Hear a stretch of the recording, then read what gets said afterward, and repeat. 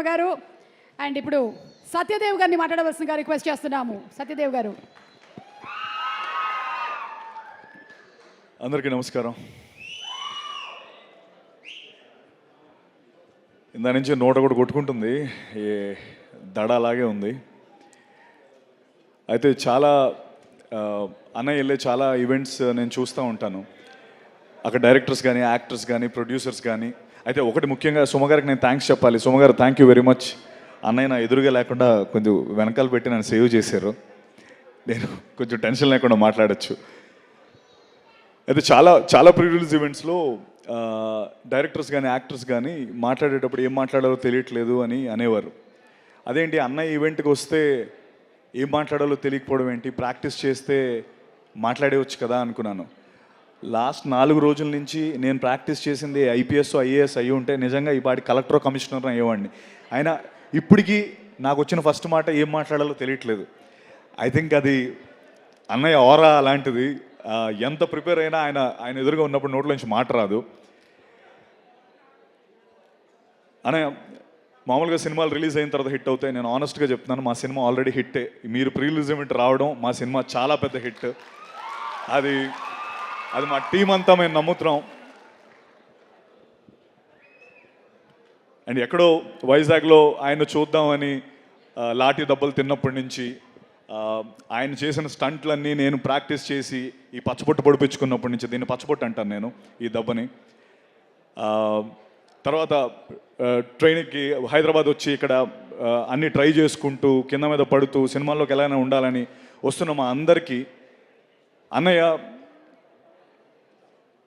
ఇప్పుడు usually Everest ఎక్కేటప్పుడు చాలామంది ఈ ట్రెక్కర్స్ అందరూ కొంత దూరం వెళ్ళి ఆగిపోతూ ఉంటారు.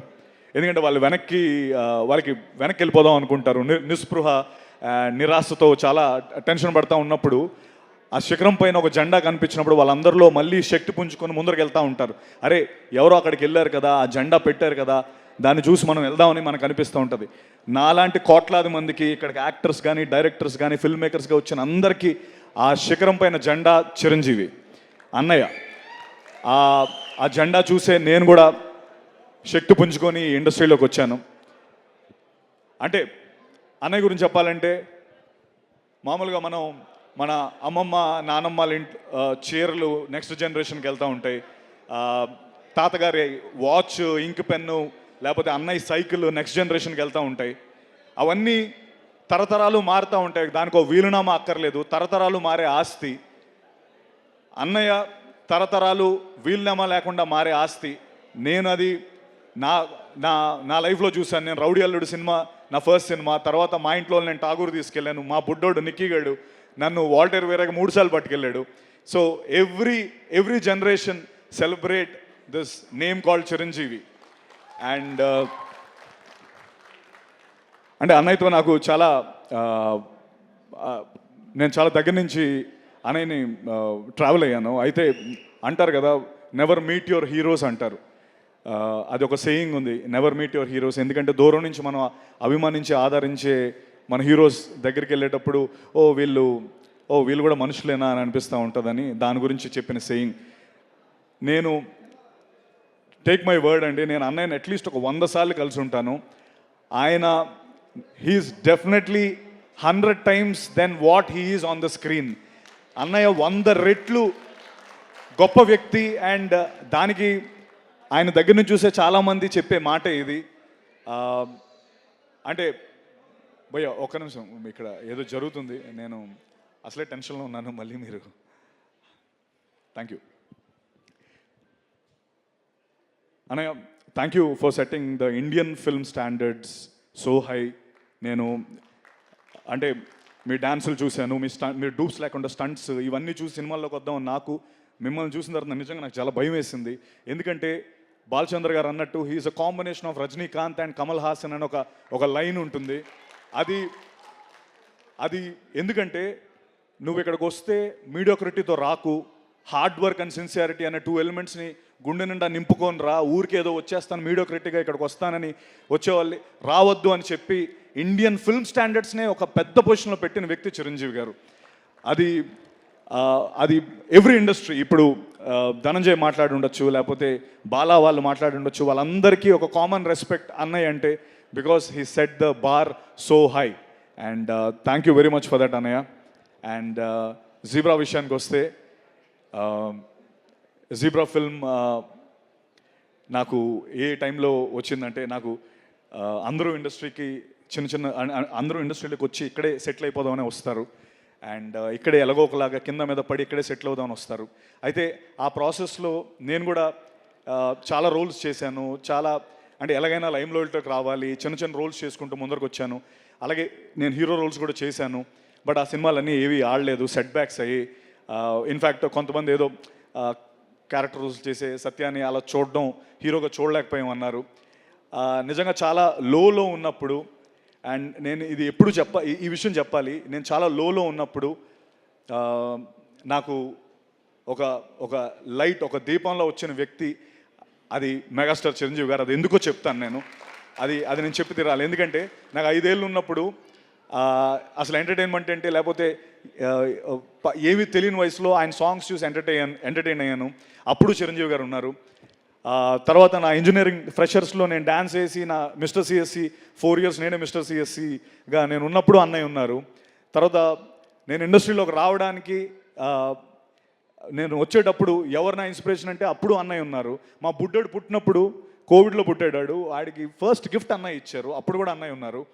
అండ్ నేను చాలా లోలో ఉన్నప్పుడు నేను అన్నయ్య అందరూ ఇలా అంటే, నేను ఇండస్ట్రీ నన్ను రోల్స్ చేసుకోమంటుంది, లేకపోతే నాకు అంటే నీకు హీరో రోల్స్ కాదు, నువ్వు ఇదైతే ఇంకెక్కువ డబ్బు సంపాదిస్తావు అని కొంచెం చాలా లోలో ఉన్నప్పుడు, సినిమాలు రానప్పుడు నాకు అన్నయ్య పిలిచి ఒక మాట చెప్పారు. ఏంటంటే, సత్య, నేను ఈ పర్టికులర్ పాత్ర నీకు ఇస్తున్నానని నువ్వు వేరేగా అనుకోకు. నేను ఎందుకు ఇస్తున్నానో నీకు రీజన్ చెప్తాను.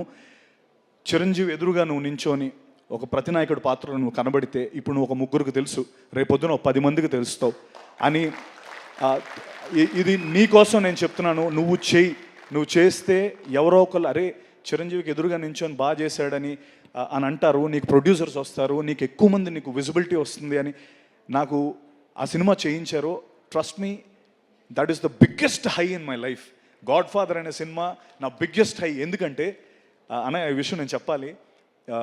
ఎందుకంటే నేను గాడ్ ఫాదర్ సెట్స్లోకి వెళ్తున్నప్పుడు కానీ, లేకపోతే ఇండస్ట్రీలో చాలామంది వ్యక్తులు కానీ, అరే చిరంజీవి ఎదురుగా ఎవరు సత్యదేవ్ అంట, చిరంజీవి ఎదురుగా ఆ వ్యక్తి ఏంటి, ఆయనకి సరిపోడనో, లేకపోతే ఇన్ఫ్యాక్ట్ నేను అది చాలాసార్లు ఫీల్ అయినా. అన్నయ్య మీరు పర్లేదా అంటే, నేను సెట్స్లోకి వెళ్తున్నప్పుడు కూడా అంటే అది వాళ్ళ తప్పు కాదు, వాళ్ళ చూపులు నాకు తగిలేవి. అంటే ఈడు నడుచుకొని వెళ్ళిపోతున్నాడు, చిరంజీవి గారి సెట్ ఇది, ఈడు విలన్ ఏంటి, లేకపోతే ఈడు ప్రతినాయకుడు ఏంటి అని అనుకుంటున్నప్పుడు ఆ హాల్ చివర్లో కుర్చీలో కూర్చొని ఒక చిన్న స్మైల్, ఆ గ్రే స్మైల్తో చూస్తూ సత్య మై బాయ్ కమ్ హియర్ అని నన్ను పిలిచిన,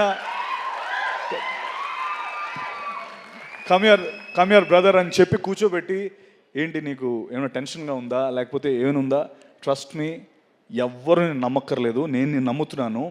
సినిమా రిలీజ్ అయిన తర్వాత నువ్వు చూడు అని చెప్పి first day morning US show పడిపోయిన తర్వాత, God father film first US show పడిపోయిన తర్వాత మార్నింగ్ 6 o'clock అన్నయ్య నాకు ఫోన్ చేసి, నేను చెప్పానా ఇదే జరుగుతుందని చెప్పానా, ఏం రాశారు చూసావా నీ గురించి అని చెప్పి ఫోన్ చేసి, నాకు నిజంగా ఆ రోజు కంట్లో నీళ్ళు తిరిగాయి. అంటే ఎస్, నేను ఏం సాధించాననడానికి చిరంజీవి గారి నమ్మకాన్ని నిలబెట్టాను, అది చాలు నాకు.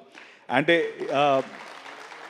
అండ్ అనయ్య మీరు ఆ రోజు ఎందుకు అది జీబ్రా ఎందుకు కనెక్ట్ అయింది, ఎందుకు ఇది వెరీ ఇంపార్టెంట్ ఫర్ జీబ్రా అంటే, ఆ రోజు మీరు చెప్పిందే గాడ్ ఫాదర్ సినిమాలో చిరంజీవి గారు ఇతను పెట్టారు అన్న నమ్మకంతోనే బాలా, దినేష్, ఎస్ఎన్ రెడ్డి గారు నాకు ఈ సినిమా ఇచ్చారు అన్నయ్య, జీబ్రా అనే సినిమా. సో మీరు చెప్పిందే జరిగింది. ఈ సినిమా చూసి నీకు ఇంకా పెద్ద సినిమా వస్తుందని చెప్పారు. ఇది నా biggest film in my life, my career.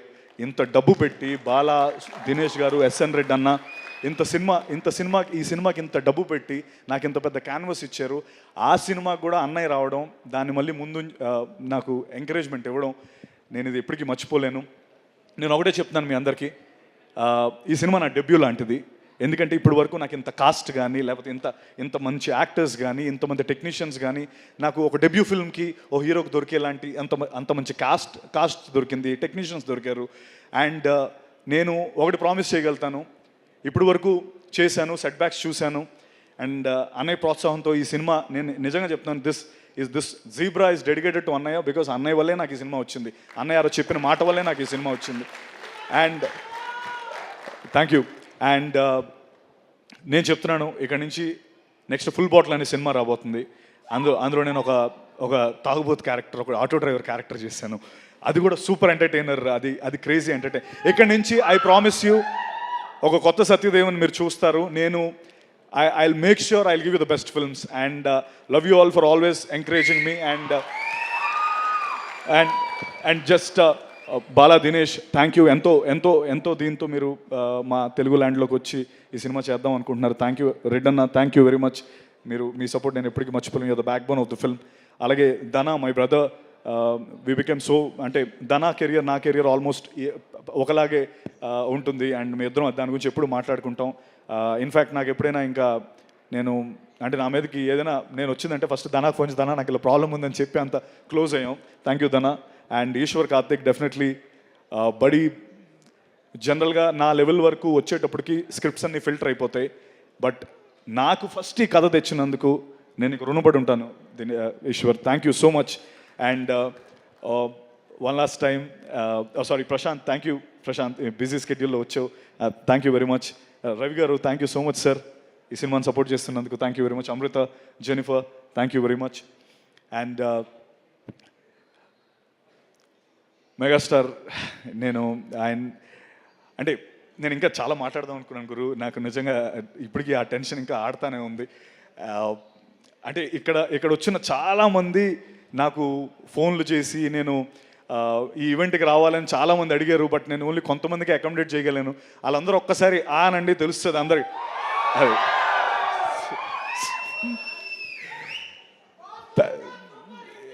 Yes, thank you అన్య.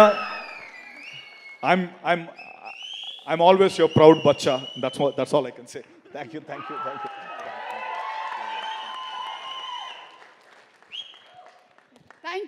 You so much Satyadev garu. I'm wishing you super success. ఈ మూవీకి మాత్రమే కాదు, రాబోతున్నటువంటి ఫుల్ బాటిల్కి కూడా. అండ్ మా మెగాస్టార్ చిరంజీవి గారికి మైక్ హ్యాండ్ ఓవర్ చేసే ముందు ఒక చిన్న request from Zebra team.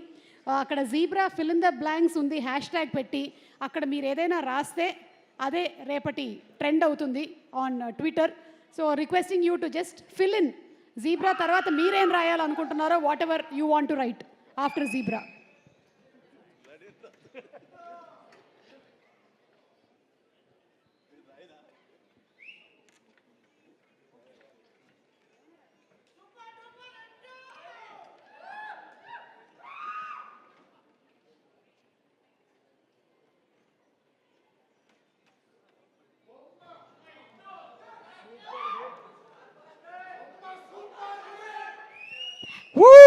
Hashtag Zebra బొమ్మ సూపర్ హిట్.